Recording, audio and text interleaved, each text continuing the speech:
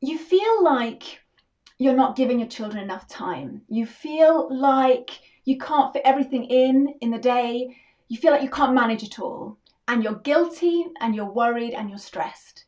Today I want to talk about how to homeschool when you just don't have enough time. I'm really excited to talk to you about this today.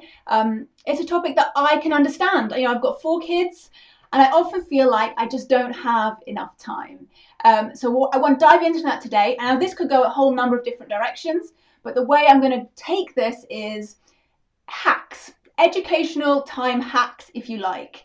We could go down the time management route, we could go down a lot of different rabbit holes, but I really want to focus on the learning aspect here. Walaikum salam, everybody who's hopping on. Great to see you all. So if you're new here, my name's Gemma. I am the host of the Raising Mums podcast. I have an award-winning blog called Our Muslim Homeschool, and I created an online homeschooling course called Launch Your Homeschool. And this episode of the Raising Mums podcast is being brought to you by Miraj Stories App. Now that's an Islamic app for Muslim children aged 4 to 9 years old, and it's got lots of Islamic audiobooks, audio stories, picture books, games, and all manner of things. And I have recommended this app specifically many times, for many years in fact. Many of you have emailed me and asked me for recommendations for Islamic audiobooks, for games, for an app. And I always recommend for that age group, 4 to 9, Miraj Stories. The quality of what you get with that app really doesn't compare to elsewhere. It's exceptional. So you get picture books from the likes of Sarah Khan, you get poetry from Dawood Warnsby, you get the picture books, not the picture books, the audio books from Mariam Sinclair, tafsir from Sheikh Salim, and a whole lot of other wonderful things. Zain Bicker's songbooks as well are on there. It's halal, it's ad-free, thank goodness, alhamdulillah. It's approved by scholars. And you, all my viewers, all my followers get 25% off. They very kindly reached out to me the other day and offered you guys 25% off, plus a free trial. So if you use the link ourmuslimhomeschool.com/Miraj, you can sign up for a 7-day free trial. And then if you decide to sign up for it at the end of that, you get 25% off, which is awesome. So that's ourmuslimhomeschool.com/Miraj, Miraj. So we're going to be talking about how to homeschool when you feel like you just don't have enough time. So how to homeschool when you feel like you just don't have enough time. So the way that I want to look at this is, many of you who feel that way, that you just don't have enough time, it's because you're approaching homeschooling and you're approaching learning in a very specific way.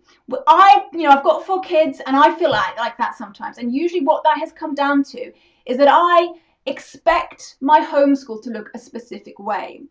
I sometimes slip into that trap that homeschooling should look like, that learning should look like, all the children gathered around a table with their books, quietly or silently, preferably, learning, with, writing, reading, doing something like that. If that is happening, then we're homeschooling and we're doing it well. But that's just not true. And many of you know that intellectually, but we forget. I want to give you some suggestions here. Your homeschooling lessons, quote unquote, your children's learning doesn't have to be long. It can be short. So do as much as you can in the small pockets of time that you have. So if I said to you, you're driving in the car and you put the Quran on, is learning happening then? Of course it is. Or you've put poetry on or something like that. Learning is happening then. What about you put some toast in the toaster, and while that's toasting, you go through your 2 times table with your child? Is learning happening then? Of course it's happening. What about if you read a page from a history book while the kettle's boiling? Is learning happening then? Of course. It's these small pockets of time that have so much potential that we really don't utilize. There's so much power and potential in those small pockets of time, especially if used consistently. In fact, the Charlotte Mason philosophy, a big aspect of that is having very short lessons. She says that Lessons are short, seldom more than 20 minutes for children under 8. And that really is the upper end. She talks about how handwriting or copy work should be about 5 minutes for that age, reading 10 minutes, and up to 20 minutes for that age. Because short lessons, they train a child to focus, they train a child to concentrate, the habit of attention, she calls it. And that is a skill far, far more valuable than any worksheet or something that you can put in front of a child. So short lessons are the key, and utilizing those small pockets of time. The next thing I want you to think about is that the learning doesn't have to involve you. We think that your homeschool lesson is happening, that your child is learning something when you're involved, when you're interacting with them, when you're sitting next to them reading a book together, or you're standing in front of them teaching them something. But learning can happen without you. So for example, if your eldest child helps your youngest child with their reading, would you say that learning wasn't happening? Of course it's happening. What about if your kids go off into the garden hunting for bugs under the logs and under the leaves? They go out there with their book looking for different kinds of bugs while you stay in the kitchen doing whatever it is you need to do in the kitchen. Is learning happening? Of course it's happening. So learning doesn't have to involve you. So how can we do that? How can we actually utilize that in a practical way? So make the use of technology. I already spoke about Miraj Stories App. That's an example of that. Using audiobooks like Audible or Miraj Stories, using online resources, documentaries. The BBC have, in my opinion, the best documentaries that you can get on the TV, making use of that. Tutors, online classes. Some, particularly new homeschoolers, have this reluctance to involve outside help. That somehow it means that they're not really true homeschoolers if they involve a tutor, if they're not doing it themselves. And that's madness. That's madness. Of course you can get outside help. Most of us do, whether that's classes online or getting tutors to help. And if you're in a country where you're not on lockdown like we are, then you can get friends to help you, or your children can actually go to these classes. And like we talked about before, getting older siblings to help. Now, learning doesn't, okay, so again, we go back to this idea of all the children sitting around the table, right? And all the kids are sitting there silently with their books, reading and writing, and you're going around there helping them. This is our ideal vision of what homeschooling looks like. Maybe they're all doing maths, maybe they're all doing, spelling or something like that. Actually, you do not need to compartmentalize learning. What does that mean? You can combine subjects. So at school, we had a geography lesson, we had a science lesson, we had an English lesson, and they were all separate. When you're home, you can combine them. So what does that look like? How do you combine subjects? So at the moment in our homeschool, we're reading Call of the Wild by Jack London. And it's a book that's set in North America, in like the glaciers and the snow, and it's got huskies and all of that. So we incorporate all those things, all the different subjects into that. So what does that mean? So I will read a chapter from the book, or I'll read a few pages from the book, usually not a whole chapter. That's their literature. Then they'll narrate back to me, that's their English, right? So we've read a chapter aloud. Then we'll grasp onto something that we've read about in that chapter. So it might be the snow. And so the children will then go off down a rabbit hole and learn more about snow and the weather, or they'll be interested in the huskies and the dogs and working dogs. And so they'll go and research that online or in the books that we already have at home. Maybe I'll notice there's a sentence in that book that stands out to me that has particularly nice vocabulary or some interesting grammar that we might have learned about. So we'll write that one sentence out and we'll break it down, and I'll ask the children to have a look at that particular punctuation or the grammar that's used. Or we might look at the history that's involved in that story. All manner of things. Now, I'm not talking about making more work for yourself and creating unit studies or anything like that.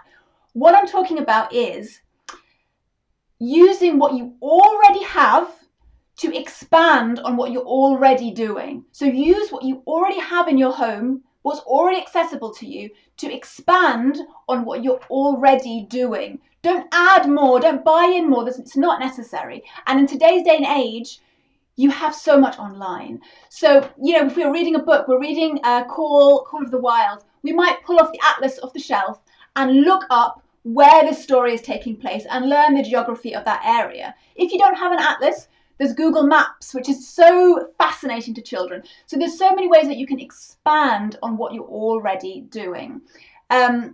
And if you're not sure what that would look like in your situation, I'm happy to help you. Pop it in the comments now. Like if you're reading a specific book or you're doing something right now with your kids and you want some suggestions on how you can expand that, inshallah, I will try and make some suggestions for you. So when it comes down to, if you feel like you're not doing enough with your children, you don't have enough time, really what it comes down to is breaking away from these preconceived ideas of what learning looks like. It doesn't have to take a long time. Lessons can be short and you can make the most of these small pockets of time that you have throughout the day. It doesn't have to involve you. You can make use of technology, of tutors, of siblings, of friends.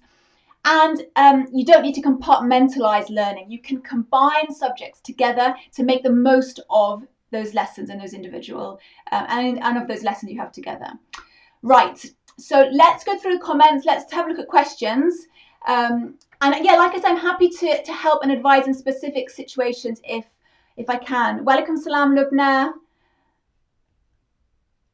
Okay, I think we're good here. Oh, Humaira, mashallah. Hope you're well. Okay, let's have a look on Instagram what's going on. Yeah, so Islam for Gems has said she combines subject and it's the best because they learn so much. Alhamdulillah. Walaikum salam.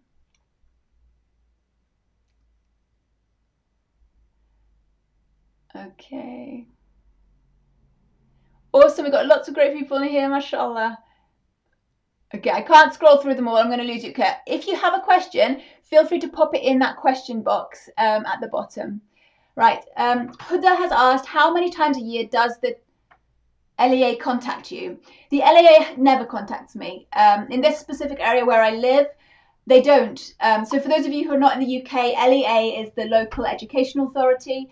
And here in the UK, you do not need to provide any kind of proof that you're homeschooling. You don't have to follow a specific curriculum. We have complete freedom at this time. And each part of the country really has their own way of handling things. And where we are, I'm not contacted at all. And I think they will only contact you if your child has been in school previously.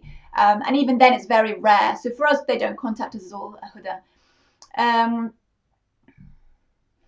So Zaki has asked, can you advise for a child who's 7 with speech and language issues? I don't know, Zaki, that's really out of my realm of expertise. There is somebody on Instagram, Ronnie, Multicultural Motherhood, I think. If you look her up on Instagram, she's a speech therapist and she homeschools, so inshallah she'll be able to help you. Walaikum salam, Shabnan. Okay, any questions on Facebook? Yes, Lubna, inshallah I will save this video and it will be uploaded. Okay, so what we're going to do, just before I wrap up, I will be back again next week, inshallah, on Sunday. Probably not the same time, but I will let you know my stories, what time I'll be on live, and we'll be talking about something similar about homeschooling, something that I really think is relevant to you. I'm going to look through all those. I asked you guys on my email list to tell me what your biggest struggles were and what you were struggling with in your homeschool. And so I'm going to try and base these live sessions around those. We have some questions coming in. Walaikum salam, Mrs. Ellis. Do your kids ask to go to school, regular or traditional school? No, they've never asked. Not yet. Honestly, not yet. I think if they did right now, I probably would listen to why they wanted to go to school and try to address that in my homeschool. But if they were older, then I might consider it if they really wanted it. But right now, the age they're at, they don't even know what school is. They wouldn't know what they were asking for. So yeah, no, they've not asked yet. Alhamdulillah.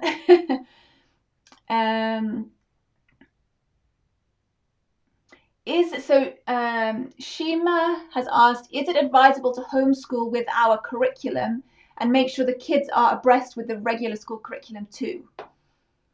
I think it depends. it depends why. So why do you want your children to follow the mainstream school curriculum too?